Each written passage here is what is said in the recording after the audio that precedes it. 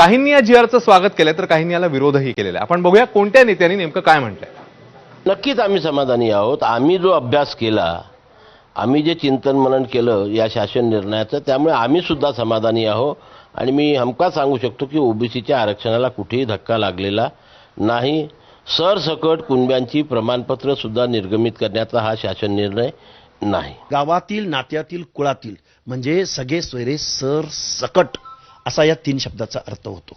त्यामुळं मला वाटतंय ओबीसी आरक्षण हे या शासनानं संपवलेलं आहे आज रोजी. आणि जे काही टेबलाखालून किंवा अवैधरित्या जे काही सर्टिफिकेट, बोगस सर्टिफिकेट या महाराष्ट्रात काढली जात होती, त्या सर्टिफिकेटला बढावा देण्याचं काम महाराष्ट्र शासनाच्या या जी आर अन्वये झालेला आहे. हा जी आर जो आहे हा ओबीसीवरती कितपत अन्यायकारक आहे, पण एकंदरीत आम्ही अशा निष्कर्षात पोहोचलेलो आहोत की या जी आरमुळे ओबीसी आरक्षणावरती नक्कीच हा अन्यायकारक आहे. आणि त्यामुळं हा जी आर जो आहे ताबडतोब हा जी आर महाराष्ट्र सरकारने हा मागे घ्यावा किंवा रद्द करावा.